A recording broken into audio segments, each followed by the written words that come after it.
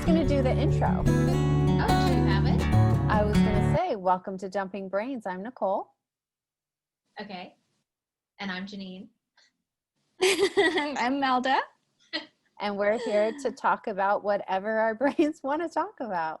We dump them and then we dissect what we talk about. And I'm really excited to be here today. This has been, a couple years in the making? Somewhere around there. We are three friends that have come together to be raw with each other and share our way of having conversations with each other, with the world, in hope of helping people transform their conversations with themselves and their friends and their family. Would anybody like to add anything? I think that's perfect. That sounds very what nice. You just said. Okay, well, this is perfect because I don't say we cut any of it because this is what we're showing people is we're three friends. So that's what I want to really make sure people know is that we are being raw. We're not scripting. Like This is us just going, okay, let's start this thing and do it and make it as, genuine as possible. So and it's not going to be perfect. Or to talk about like, what do we want to talk about? But we didn't script anything about where we were going to go. And so Nicole was super excited. Like you could see her face is beaming, not only from the light that she has shining in her face, because that's what she read is best for recording, but it's like an inner joy is coming through. And so I think that's a great place to start is like, that's what's drawn us to do this. And every time we get together, we're like, we should have recorded that conversation. It was so deep and powerful and like, brings either all of us, one of us, some of us alive at different points throughout the conversations or different conversations that enlighten us more. And so like when we got together on Sunday, it felt very nourishing.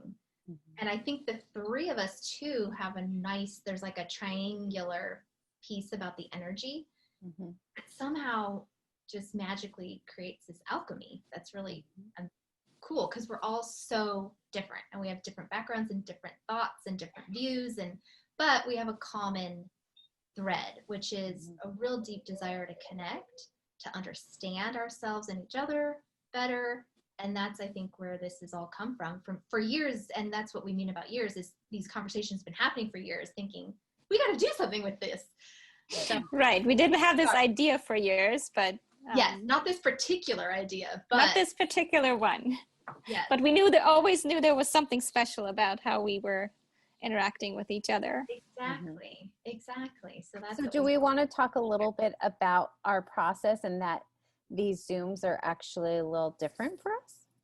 Sure. You want to go there? Sure. So typically it's kind of weird, but it's our process.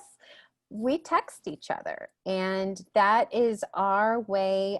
So we have a group thread that we call the brain dump and whatever's coming up for somebody that day, they will just text it randomly into the group and we get to it when we can.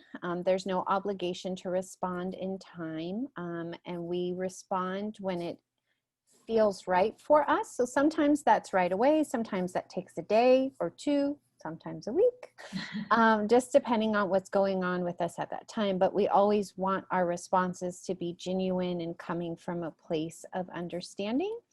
And so that is where the bulk of our discussions go on. It's actually not in person, not only because we're in a pandemic, but we're three busy moms and wives and daughters and so on and so forth. So that was our original vision, was to share these conversations, which we will do at some point, but we decided to start recording them because in this moment in time, it is what is coming up. At least for me, I just wanted to start recording and getting them on YouTube and podcasting. And we discussed it on Sunday that the website part of it wasn't resonating with me. And I felt we were a little bit stagnant and I just wanted to go. Let's just get it going. We're all kind of there. So typically our process is through text, although we do come alive when we're together. It's a completely different energy when we're together. It's almost like magic. It's really strange and invigorating and fulfilling, and you leave with this sense of connection that I've never felt before. Mhm. That's For it. sure. And if there is something super important going on with someone where we're thinking, okay, this topic requires us to kind of also be face to face, then Mhm. we either get together, or during the pandemic now we've scheduled a couple of Zoom calls where we, talked face to face also. Yes. So, Yes. yeah. And it's a little different even in this Zoom than us actually in person, because it does feel, there's that electronic exchange happening. But I think that a lot of people can relate to that, because that's where probably most people who are listening or watching this, you guys are all going to be pretty much relating to this Zoom world that we're in. So it feels that it's, it, I feel like it's a relevant topic that everyone would understand. Is there's kind of this Mm-hmm. weird piece where there's a distance, but it's such a great tool to bring us together, especially during this time when we can't be in person as much. But also not just pandemic wise, but just with our lives. Like, how often could we get together? Was at the most once a month we Mm-hmm. tried to get together, which isn't enough, but is better than nothing. But this is a way that we can hopefully um, continue more regular communication, and hopefully invite all of the viewers into this alchemy that we create together, which is kind of magical, like you said, Nicole. Mm-hmm. Melda, do you want to discuss a little bit more about what's so unique about our conversations? I kind of discussed more of like the technical part of it, but maybe you could discuss the deeper part. Yeah, I think what is unique about the conversations is that, first of all, we're not just assuming and giving advice, but we're really curious and interested in revealing the deeper thoughts that the other person has.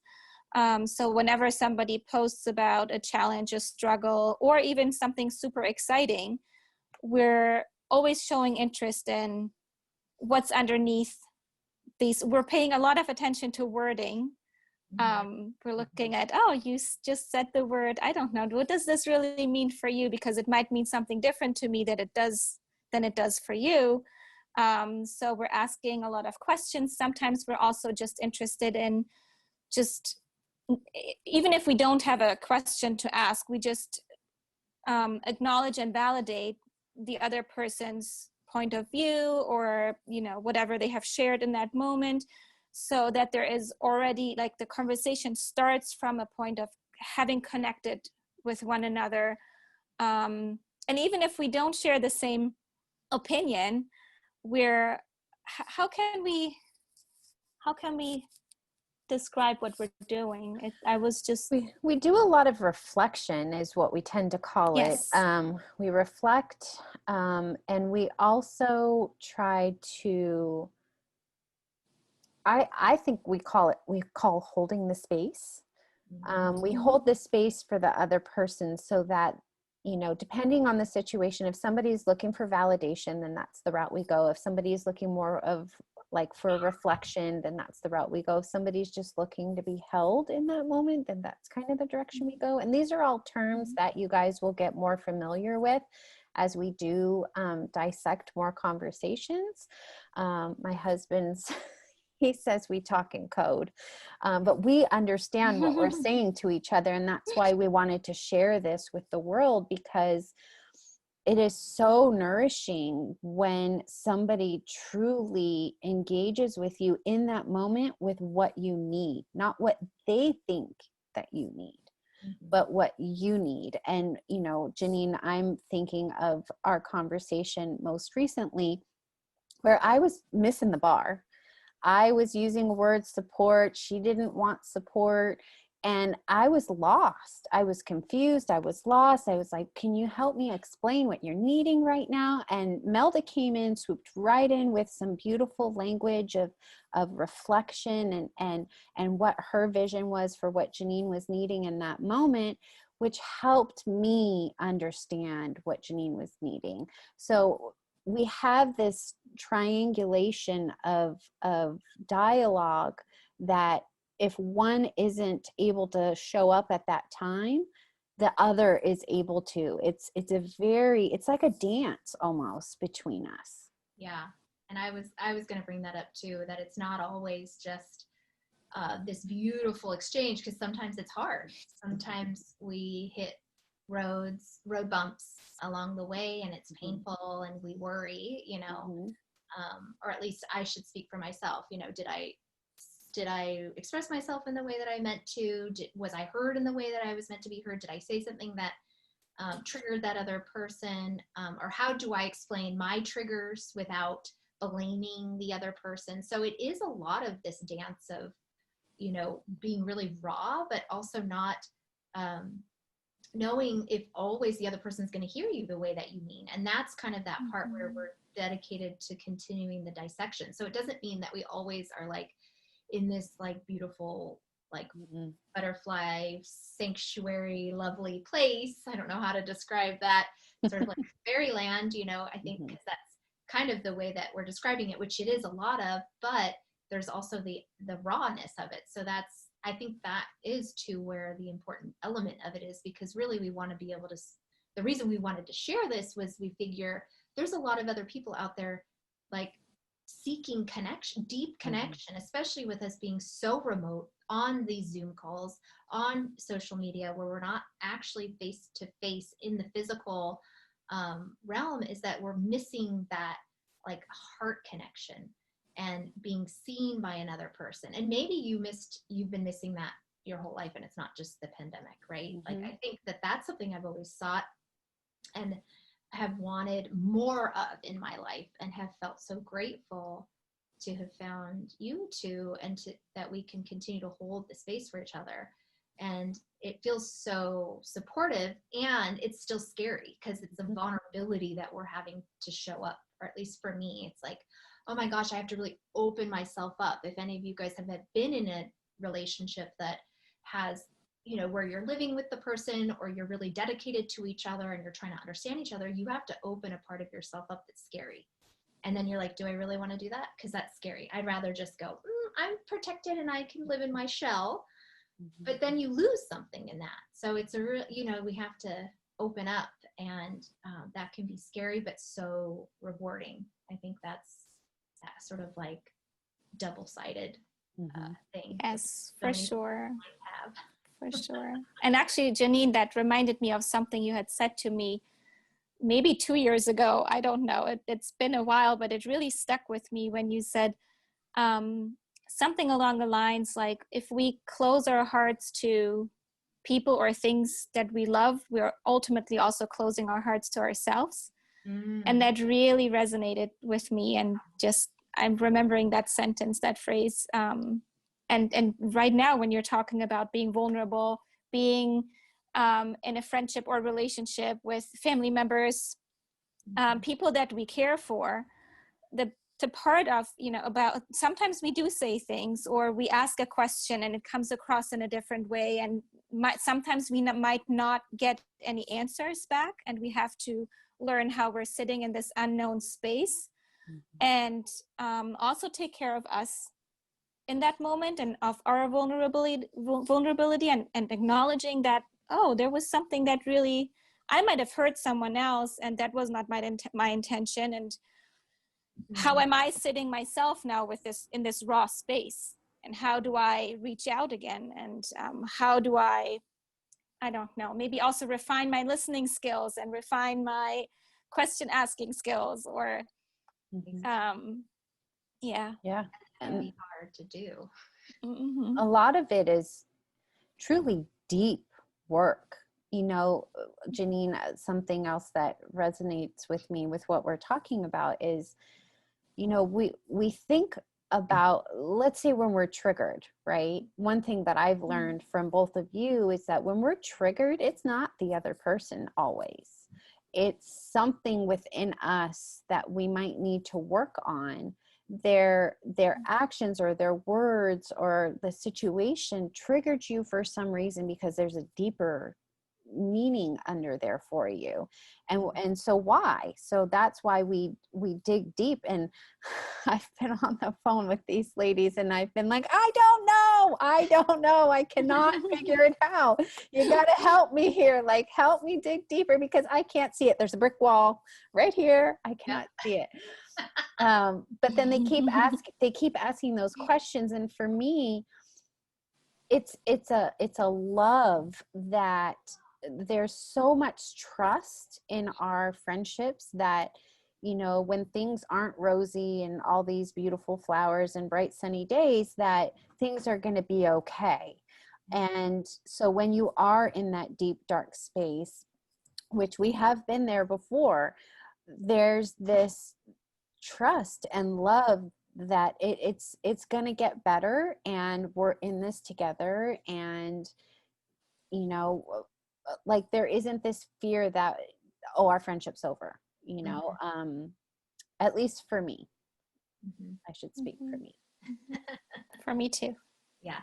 Yeah. And I think that's why it's relatable for me to like a relationship. Like I'm thinking of James, my husband James, and that, you know, we'll get into disagreements, but it's never that I'm questioning like, this is it, you know, this, we're not going to be able to get through this. It's always like, I feel like there's another hurdle. I mean, there might be a little voice in the back of my head, but I think that, and that's one of the things we could dissect at some point, is like, there is always that doubt, but I think that lives in me no matter what. It has nothing to do with the other person.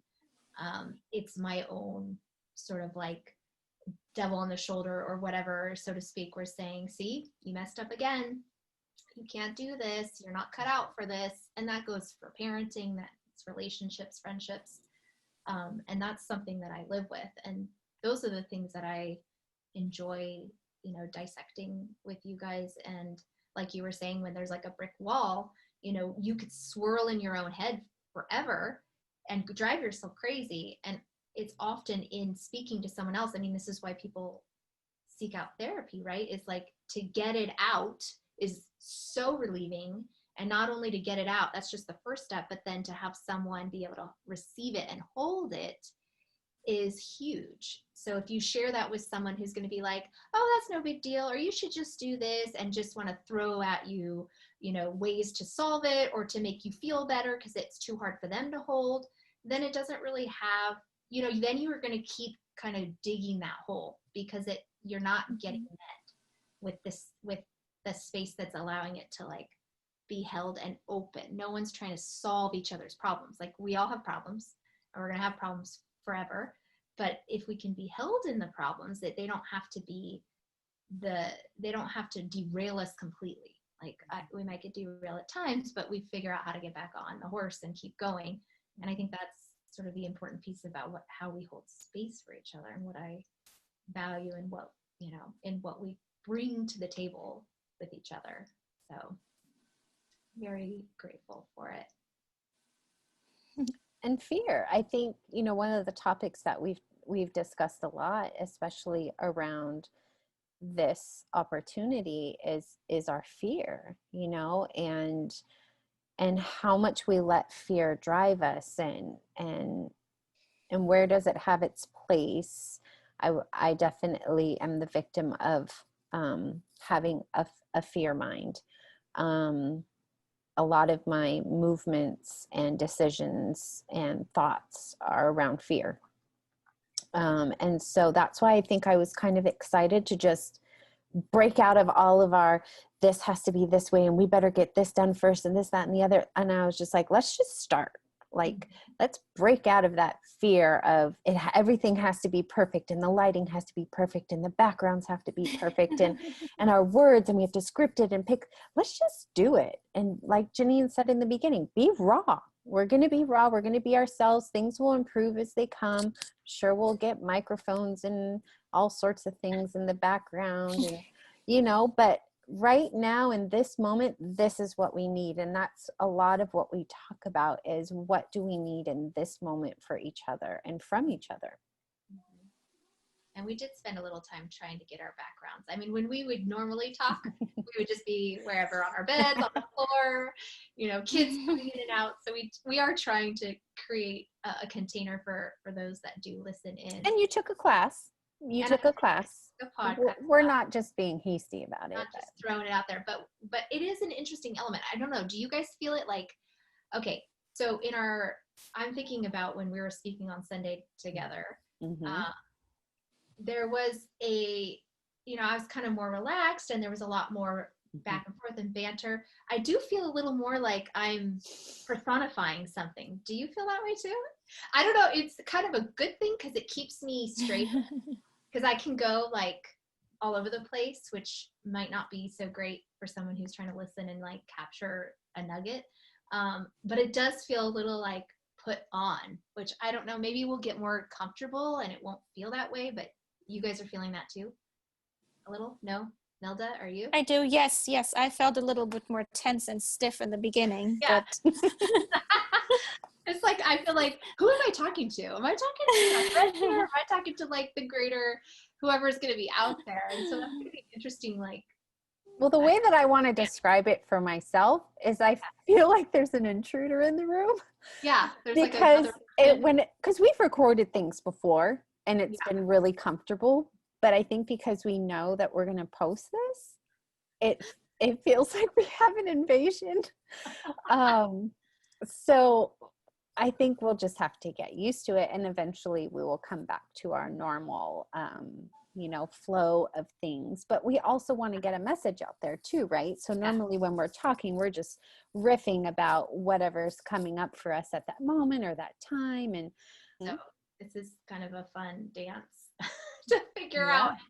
I think it's kind of cool because it is really raw, and it does still get a glimpse of how we communicate and how we kind of bounce around and come back to things and pull threads for people or for each other. So it'll be all a part of our process as we move along here. But that is a good place that you were going. You were talking about where, because that could be something, you were talking about the reality piece, and we do have a 15-minute recording which we could put up after this one. So maybe we could give a little preview of that, and then it will be after this episode. yes, The shared reality episode. yes, and that we're 3 different people who chose 3 different things. Yes, and I think it's a really good topic. And after we had that discussion, it was interesting because we decided to go to the park as a family, because some of the parks have reopened here in California, or San Diego, I guess. I don't know if it's all of California. So we found a cool park, and on the way there, one of the kids was like asking some crazy question about like, well, how do you know it's afternoon? I was like, well, you know what? If we're not going to have a shared reality that we all agree it's afternoon because it says it's 3:30 on the clock, then I'm not sure we can really have a discussion. And it came off of our reality conversation about having a shared reality and that is where a lot of the discomfort comes from, is when we don't have a shared reality, which comes from not quite being able to understand the other person. We do strive for understanding, but we can't always, because we have our own reality and we have our own box or our own wall that keeps us from seeing other people's reality. And that was part of that conversation, was how do we name, or at least accept that we do have a different reality than somebody else? Can there be multiple realities, quote unquote, that everyone is experiencing their own version of the world? And that's crazy cool and crazy scary, right? When you're trying to communicate with someone. Like, are we even on the same page? Like in the same book? I'm not sure. Like, are we in an anthology together? I don't know. So it's like you want to have some shared reality together that gives you a foundation for communication. And I think that's what we've been trying to find over time. For sure. Yes. And I also think, while we might have the same goal of wanting to have a shared reality, but it's not about trying to claim that we're understanding exactly what the other person means. And, just, it's more about understanding what the other person is talking about and going deeper for that other person. And then maybe going back and also reflecting on ourselves and our own experiences and thinking, oh, that kind of sounds familiar to me. For me, it looks like this. So there can be a shared reality while the actual experiences might be so different at the same time. And we also talked about how we may use the same word. Like we used the word empathy in a conversation, but all three of us had different definitions for empathy. And so that is where sometimes we have to be a little bit careful about what words we're using and how we're choosing to use them, because the other person might have a different definition for that word. And that comes up organically. It's not something that's planned. And because, you know, even though we've been friends for many years, it's something that we're all still learning about each other. Yeah. That's kind of something I think most of us just expect the other person or whoever we're talking to, that we have the same definition or the same understanding of something. And that might be where we get in trouble when we're having conversations with people, is that first of all, we're not even using the terms in the same way, right? Like that would be a huge part of conflict resolution, is going, let's first have like a definition of what we're even talking about and what words we're using, so that when we use them, we're using them in the same context. Because that's, I think, don't you think that's where we start misunderstand each other? It's really just through that language. So you are thinking you're saying something and I'm hearing it a completely different way because of the way my brain filters, and you're like, that's not what I meant. And I think that's so important for all of us to recognize when we're hearing those things come into us, especially from people that just regularly trigger us, and how we're hearing those words. Are we hearing them through our filter? Yes. And then what is that filter, and how might this other person really mean what they're saying? And that, I think, is a huge, and that's where you start asking the questions. And I feel like you guys are good at that. You know, okay, well, what do you mean by this? And what do you mean by that? And it helps then for me to go, okay, well, this is what I really mean, and this is what I really mean. And then you get to a deeper meaning of what you know, could look like. It's this X topic, whatever it is. But through that sort of layering down, you go, oh, wait, it's actually really about this like really core thing that we can all agree and understand. Like I've felt that core feeling. Now, and you're feeling it through this whole different avenue than I am. How crazy is that? That's like the commonality of us as humans, which I think is really exciting if we could all feel that with people, especially with people we feel not so cordial with or loving towards, you know, or people that we think are like the other, like on the other side of things, especially politically, or, you know, especially with what's going on in the world today. There's so much of that othering. And so that's what I'm hoping we're doing together. Yeah. And that what we can then offer to others is expanding this awareness so that we are less othering and them. I mean, we all do it naturally, but could we bring a little more awareness to it? That softens it for us, because how horrible is it for us to feel that way too? Because we're not only that like othering them, it makes us feel alone on the other side. Yeah. So that's very fun. Do we want to spend a few minutes giving a little bit of background about ourselves, or do you guys want to save that for another time? Maybe we record that as an intro. Okay. You think? Like a short little intro about ourselves, and then maybe it's something we do like as a whole separate episode if we feel inspired to share more. I don't know. What do you think, Elda? I think it would be pretty interesting also to do it as a separate episode, because then we could give everybody also the opportunity to get a real understanding of our background and, you know, maybe even our family systems, how we were brought up, and you know, not only this is my career or this is what I've been doing professionally. It's really like understanding us and our intentions maybe. And I think that would be pretty nice to have an episode about everybody. Okay. Maybe we'll do that next. Questions. That would be a nice topic for next. And that could be something that we kind of dangle out there as a carrot of interest for others. So if you want to know more about each of us, we'll have an Yep. episode that shares sort of more about our intimate lives. So I'm going to talk to the audience now, Jenny. Okay. Thank you for that. If you want to know something specific about us, comment down below. And then that way we can help answer some of those questions. And if you have topics that you want us to talk about, that's a great place to put it as well. We're generally not the type of people that just riff off of like a random topic, but we could definitely see how it integrates into our style. Usually for us, it has to be authentic and resonate with us. We don't just randomly pick something and then say we're going to talk about it, because it really comes from within. You know, like on Sunday, I was talking about reality and what is reality, and my reality is so crazy and I just want it to go away. And you guys were talking about how, you know, we're so different. And that's something I really want to touch on in as our podcasts go on.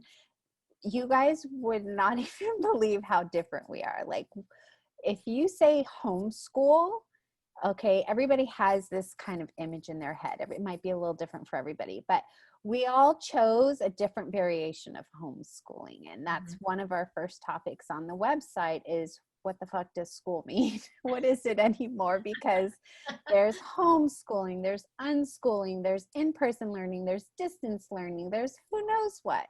And so we go down a path. And if you guys want to go on the website, you can check out our actual texting conversations to each other. So our website is thebraindump.life. And that is where you guys can see how we dissect a conversation. It's not over a day, it's probably over a good month. And there's different weeks. Yeah, several weeks, different time frames. Yes, agreed. So we have about 3 minutes left. Does anybody want to say anything? For our last. I think I really like this one. I do Yes. too. I'm liking how we're talking and Me how too. everything. I feel a little bit more relaxed also. Me too. I think naming all the little pieces that were kind of tripping me up helped me to go, okay, find my place in this Yeah. new space of Yeah. being with you guys and with other people. Mm-hmm. And it's kind of cool to think about like other people out there that we might be creating a bigger community with. So I'm really enjoying that like wider vision Mm-hmm. that we could, you know, hold the space in a bigger, bigger way. So that kind of excites me too. And hold their topics too, because Yes. in some way, we all hold the same topics. They may not resonate with us exactly the same way like we were talking about, but in some way we're all connected through all the same types of issues. And that's kind of why I want to go into our backgrounds, because on face value, you guys probably have made up your mind about what our family lives look like. But I think you will be pleasantly surprised at how diverse we are and different. And that will be for the next episode. Revealed in the next episode. Mhm. And if you've gotten this far, thanks for listening. And Right? it's been fun to just imagine your presence out there wherever you may be listening to this podcast. And I hope you come back. All right, guys. All right. Bye. Thanks a lot. Bye. Bye.